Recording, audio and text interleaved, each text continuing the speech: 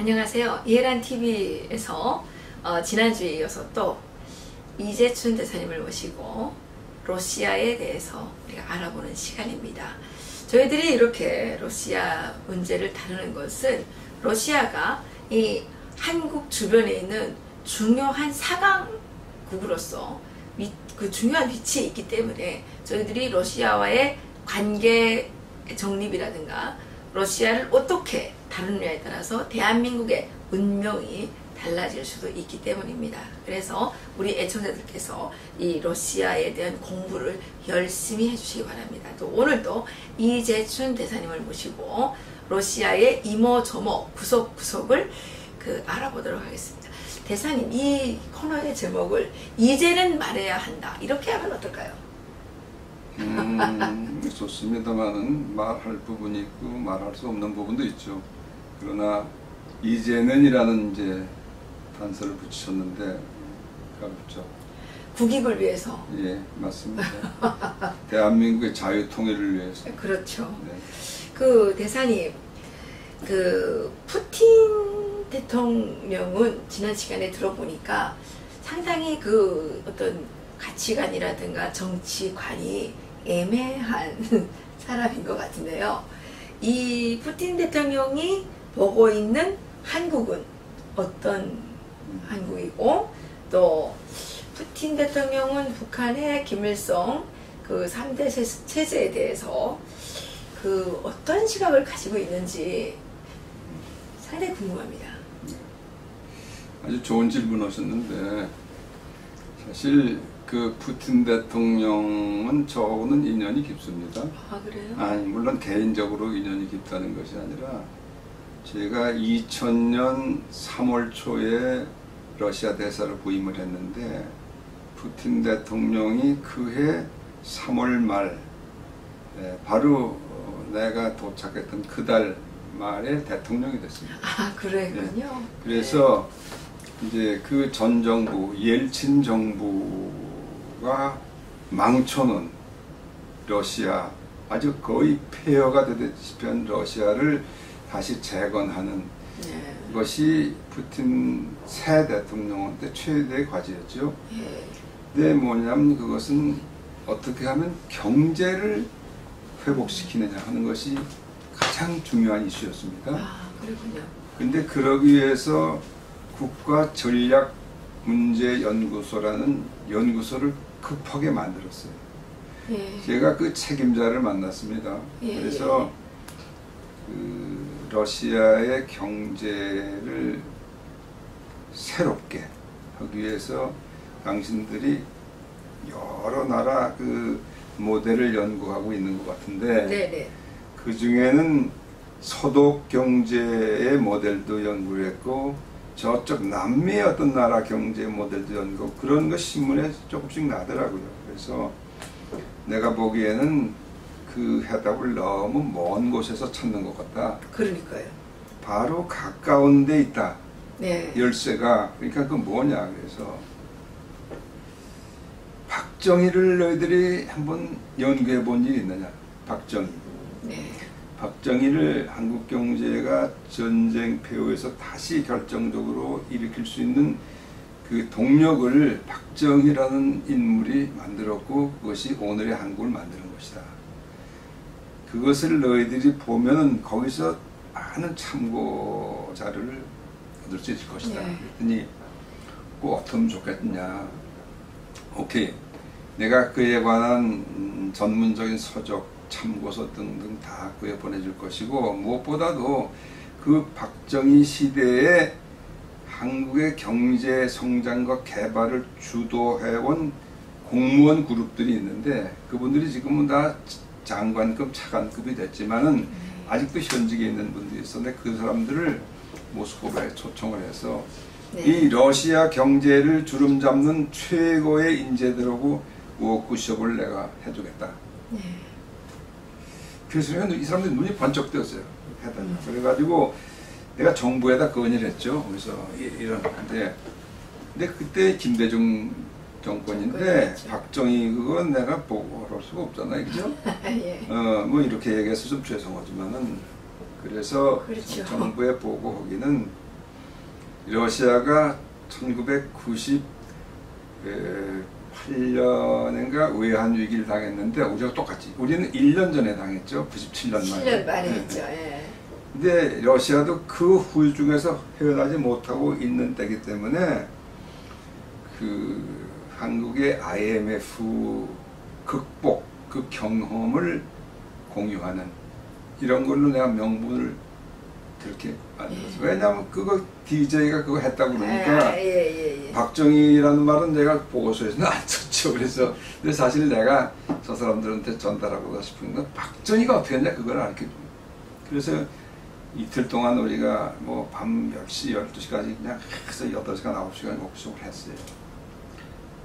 뭐 누구 이름은 안 되겠지만 하여튼 그때 이 사람들이 많은 것을 배웠어요. 그래서 그때부터 이 푸틴 대통령이 경제 정책의 그 기본 프레임을 만드는데 이 박정희노믹스, 그 박정희 경제 개발 정책 그것이 그 주춧돌로를 했죠. 아, 그렇군요. 예.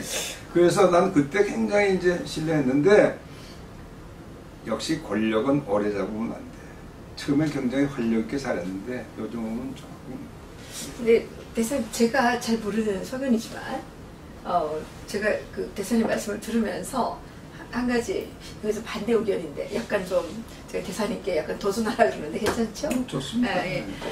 제가 한국에 와서 한 5년 정도? 5년간 정도? 고민한 게 뭐였냐면 우리가 똑같은 땅인데 물론 지역적 차이도 없고 우리도 열심히 일을 했는데 북한 사람들이 왜 굶어 죽게 됐는가 여기에 대해서 상당히 고민을 하게 됐어요. 북한 사람들은 야 우리도 열심히 일했는데 그리고 내가 한국 사람들보다 너무 머리가 나쁜 것 같지는 너무 좋지는 않지만 그렇다고 너무 나쁜 것 같지는 않은데 그럼 대체 우리가 굶어 죽는 나라를 만들게 된 이유가 뭐냐 저는 그게 이제 상당히 심각한 저한테 숙제였어요. 그리고 이제 그 나중에 그 답을 찾은 게 여기 대한민국의 자유민주주의 시장경제 체제구나. 그럼 이걸 누가 만들었느냐 보니까 이승만 대통령이 만들었더라고요. 이제 제가 그 푸틴이 가다가 지금 이상해졌다고 그래가지고 드리고 싶은 말씀이 푸틴이 그 소련도 이제 어떻게 보면 좀 한국하고 그 역사적인 발전 과정에서 비슷하잖아요. 그 뭐 전제 국가였고 그러니까 그 이승만을 먼저 배우고 예 박정희식으로 그 이승만의 이 시스템을 만들어서 박정희식으로 추진해 나가더라면 지금 중국보다 훨씬 지금은 그 잘 사는 나라가 돼 있을 것 같은데 그 좀 아쉽지 않나라는 생각이 저는 갑자기 회사님 말씀 들으면서 그 생각이 좀 났습니다. 좋은 질문인데요. 그런 관점이 있을 수 있어요. 그런데 지금 푸틴이 아까도 내가 말씀드렸나? 푸틴이 지금 17년 동안은 권력을 잡고 있습니다. 그래서 이 러시아의 경제가 소위 자유주의 시장 경제 메커니즘에 따라서 움직이는 것이 아니라 완전히 정치 권력의 모든 권력 독점에 의해서 이제 파생되는 그러한 문제들이 이제 쌓였는데 작동하기 어려워요. 그 헌법 체제는 이승만 대통령이 만든 우리 헌법 체제하고 똑같아요. 근데 그걸 지키지 않으니까 문제죠. 근데 박정희 대통령이 그 잘한 것은 그 체제 위에서 이승만 대통령이 깔아놓은 시장경제 체제, 자유민주 체제 그 위에서 사람들이 적극적으로 참여해서 최선을 다할 수밖에 없는 그런 그 노동 하나의 원리를 박정희 대통령이 실천한 거거든요. 그건 뭐냐면 바로 새마을 운동이 상징하듯이 자주 협동 이 정신에 의해서 내가 최선을 다하면 그만큼 나한테 플러스가 된다. 그것을 생활 현장에서 다 느끼게 해줬단 말이죠. 근데 그게 말입니다. 북한은 그게 없잖아요. 아니 근데 그게 내가 한국에 와서 제일 좋았던 게 뭐냐면요. 한국에 오니까 뭐 사람들이 뭐 자유 좋아하는데 저는 자유를 찾아온 건 아니었고 그냥 정치용수에 끌려가고 도망친 거예요. 그래서 여기 와서 이제 어찌어찌 살다 보니까 여기는 정말 이런 게 좋구나.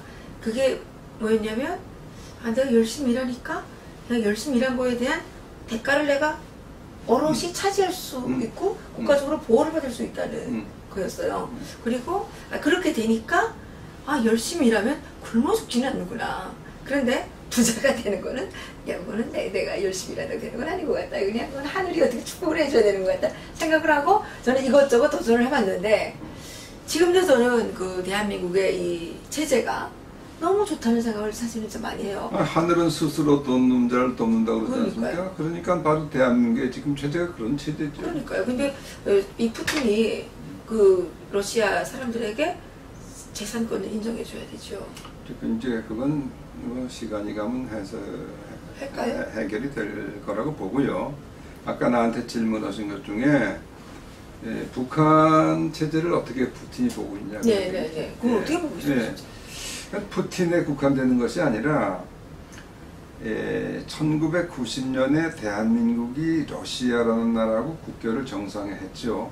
네, 90년. 그건 뭐냐면은 그때까지 일방적으로 러시아하고 북한만이 관계가 있었는데 이제는 그거하고 같이 대한민국하고 관계를 맺은 거 아니겠습니까? 네. 그런데 그 당시에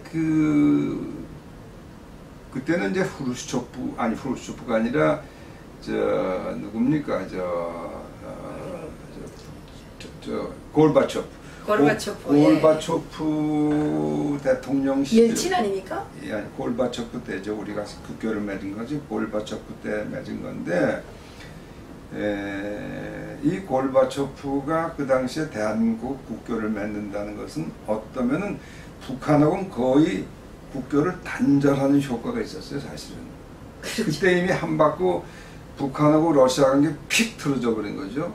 그래서 막 엄청 그때에 그 당시에 그 소련의 외무장관하던 누구죠? 그 후에 셰바드나제라는 이제 외무장관이 나중에 구루지아 대통령이 됐는데 그때 그분이 평양에 갔어요. 이제 우리는 대한민국하고 국교를 이렇게 맺을 수밖에 없다.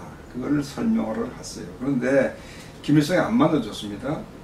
김일성이 안 맞았는데 그건 그때까지 하고 러시아, 북한과의 관계에 있어서 거기에 외무장관을 김일성이가 안 맞는다?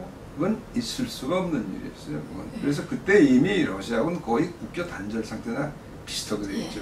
이제 그렇게 됐는데 그 다음에 이제 푸틴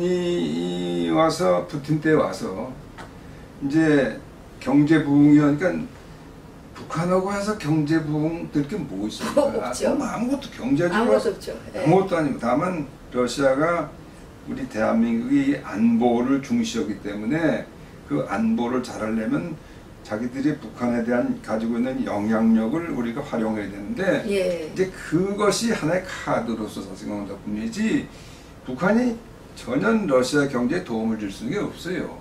그러니까 한국 중심으로 러시아의 그 대한반도 정책은 이렇게 움직여 나갈 수밖에 없는 구조가 지금 그렇게 돼 있죠.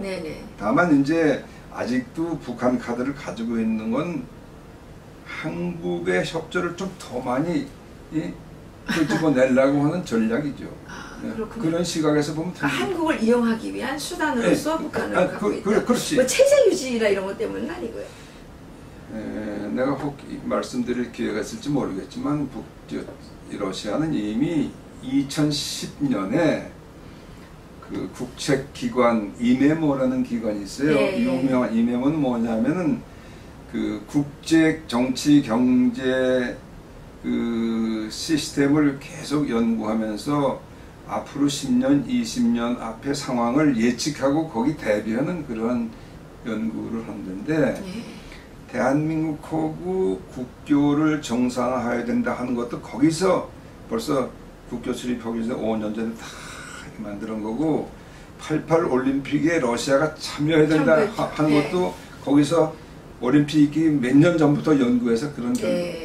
그런데 2010년에 낸 보고서에 어떻게 되어 있냐면은 한반도는 대한민국 주도로 통일이 될 수밖에 없다. 그런 보고서가 나왔어요. 그래서 그건 뭐냐면 대한민국 주도라는 건 사유경제, 시장 경제 체제 민주주의 그렇죠? 예, 인권 그렇죠. 법治그 시스템 그 가치관 외에 통일이 될 수밖에 없는 상황이다. 또 그렇게 통일이 돼야만 그것은 러시아의 국익에 가장 합당한 결론이다. 그렇게 이미 냈어요. 네. 네? 그것을 그거 학자들이 물론 한 거지만은 그래서 이 4강 미국은 별도라고 중국, 러시아, 일본을 보면은 대한민국 주도하에 통일되는 것을 사실은 가장 바라고 있는 건 러시아다. 나는 그렇게 생각합니다. 그렇게 생각하십니까? 예, 그렇게 생각해요. 예. 그런데 그 지금 러시아가 그 북한의 핵과 미사일을 만드는데 많은 자원을 제공을 했다. 이런 보도가 있어요. 이거는 그러면 그렇지. 뭐 어떻게 그게 되는 거예요? 그게 예. 상당히 어려운 상황인데 원래가 영변에 처음에 있던 5메가와트 그 방사 실험실 그거는 실험용이에요. 그거는 러시아가 옛날에 져준 게 사실이에요. 그런데 이것을 그 소위 핵무기를 제조하는 걸로 바꾸는 거. 그걸 러시아가 도왔다. 그건 소리 있죠. 근데 그건 반은 맞고 반은 틀려요. 반은 뭐가 맞느냐면 러시아는 그 핵무기 기술에 있어서는 미국과 같지 않습니까? 원자탄을 1945년에 미국이 처음 개발해서 히로시마 나가사키에 터뜨렸죠. 그 후 몇 년 후에 러시아가 그걸 만들었단 말이에요. 그러니까 그 후에는 거의 같은 거예요. 기술이 같은데 이제 그러다가 미소 경쟁이 이제 이렇게 피크로 올라가서 80년대 중반 하반 가면 뭐 굉장히 그러면 러시아도 핵기술자가 많죠. 수백 명 수천 명이 있는데 러시아가 꼴까닥 망했단 말입니다. 체제가 무너졌단 말이죠. 90년 초에. 그리고 이제 시스템 바뀌고 그러니까 핵기술자가 이제 밥 먹을 데가 없는 거예요. 그래서 수십 명 일군의 기술자가 평양으로 옵니다. 오는데 그것을 이 러시아 정부가 이렇게 뭐 해줘가지고 오는 게 아니라 미리북을 한 거예요.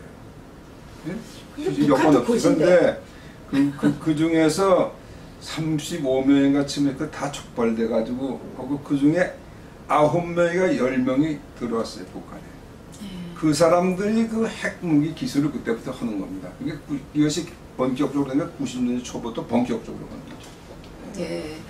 그러면 러시아가 북한의 핵 개발에 관여한 것은 그냥 사실인데 요즘에 그 태평양상에서 발견된 그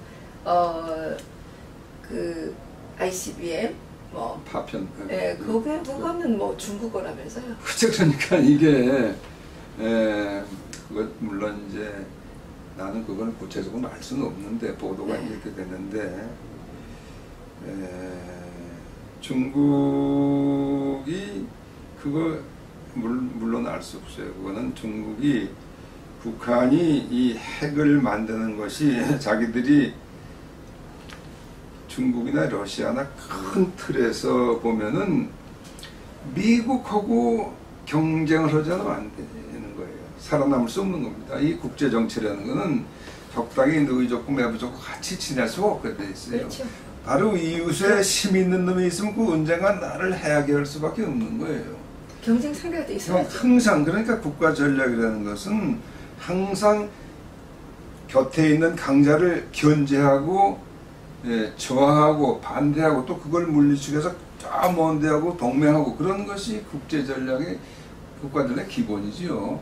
그러니까 이제 한국이 미국하고 그런 동맹 관계를 유지함으로써 바로 옆에 이 큰 나라 중국이나 러시아를 견제할 수 있다는 것은 이건 정말 이승만 박사가 만든 대한민국의 아주 복의 복이죠. 이건 그걸 우리가 지금 와서 뭐가 어쩌고 동맹을 뭐 해체할 수 있다 이런 헛소리 하는 놈들이 많은데 그건 반역자들 아니에요? 국가 이익의 차원에서 보면 반역이지. 명백한 반역이죠.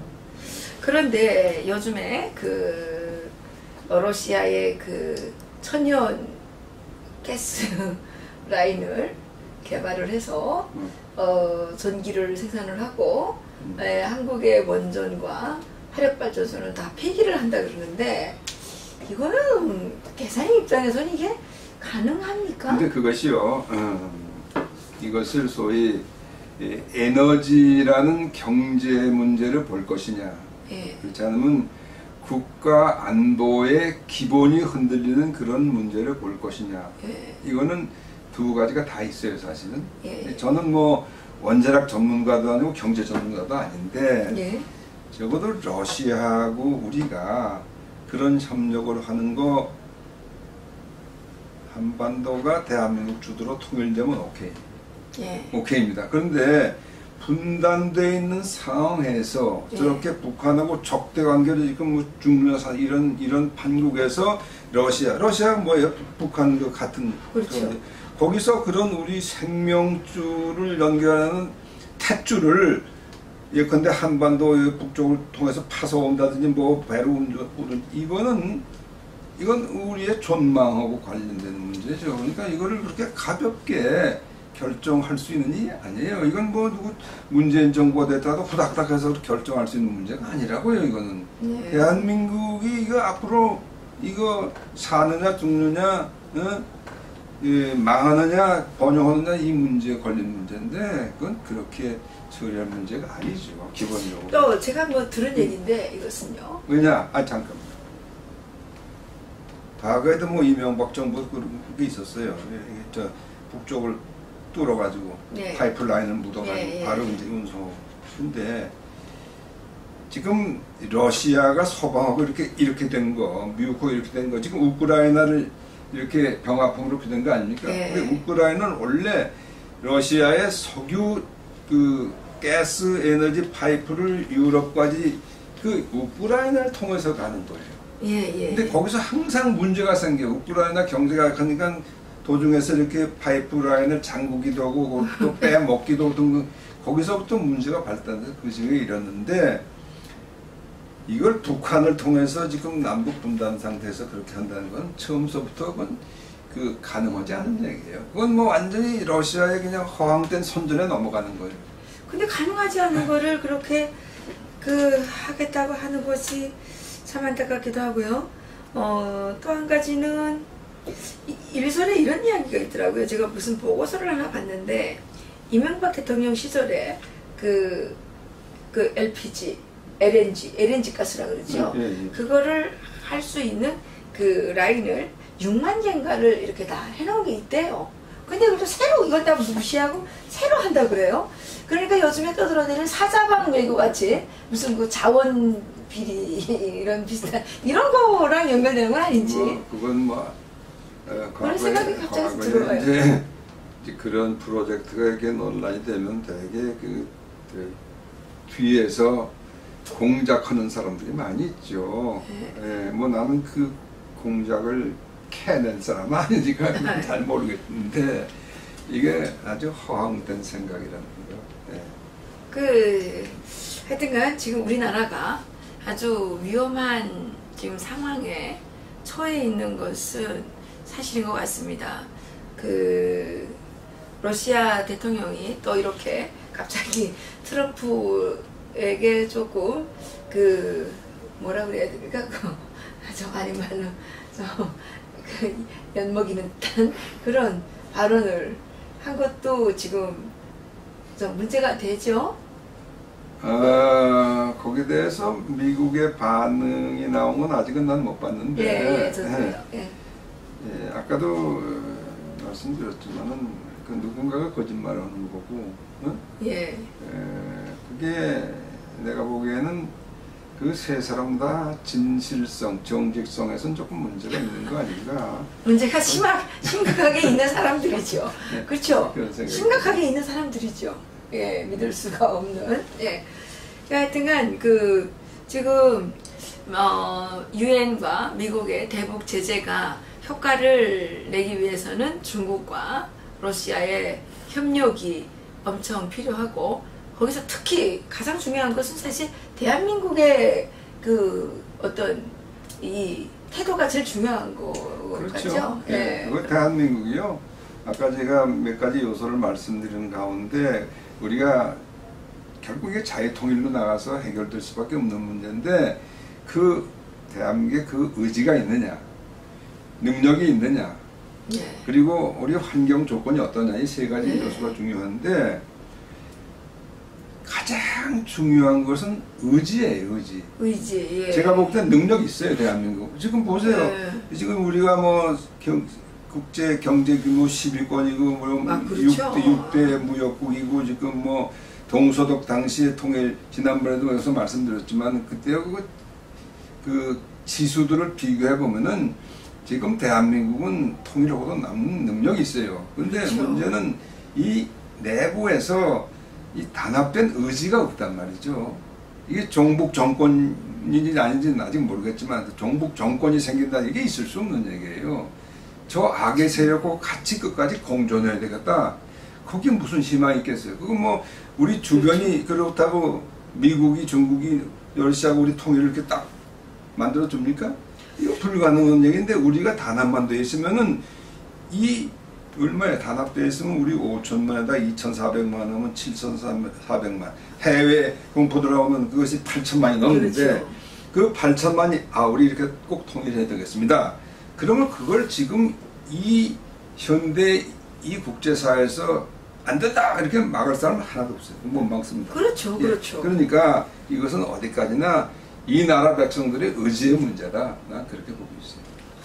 예, 그리고 그 의지 중에서 대사님, 우리가 선택한 1948년 8월 15일에 선택해서 만든 이 자유민주주의와 시장경제 체제를 지켜낼 것이냐, 아니면 이것을 포기할 것이냐, 이런 것도 상당히 중요하죠. 예, 그건 포기하는 건 불가능한 거죠. 그 포기가 근데 요즘에 포기할 것 같은데요? 아니, 근데 그건 아니 뭐 토지 공유제도 만들고 아니 일부 정치 세력이 그걸 포기해? 그 있을 수 없어. 그거는 그 도도에 흘러온 세계 역사의 흐름에 저항하겠다는 거고 무엇보다도 이 하나님의 섭리에 거역하겠다는 거죠. 지금 이게 자유가 자꾸 확산되는 거 추세지 이 세계 역사라는 게. 그렇죠? 그걸 지금과 거꾸로 돌리겠다?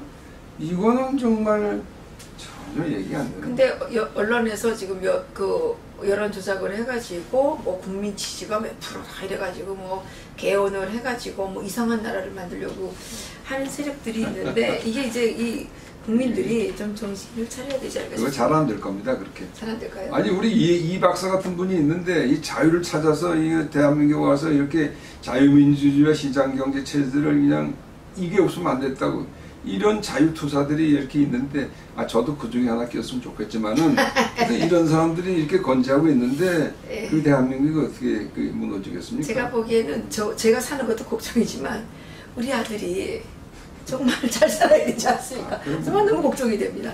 그러니까 러시아는 우리에게 상당히 중요한 국가인 건 맞는 것 같습니다. 우리에게 역사적인 어떤 그런 결과물들을 통해서 우리가 무엇을 지향해야 되고 또 어떤 것들은 우리가 정말 이 경계를 해야 되고 이런 것들과 함께 또 우리가 러시아와의 어떤 관계를 발전시켜 나가는 것이 대한민국의 국익과 나아가서는 이 전 세계 인류 보편적인 어떤 이런 가치를 이렇게 같이 추구해 나갈 수 있는지 이런 차원에서 러시아는 아주 중요한 지정학적인 위치도 있고 또 한국과의 또 특별한 관계도 있고 그래서 우리가 앞으로도 이재순 대사님을 지속적으로 모시고 러시아의 구체적인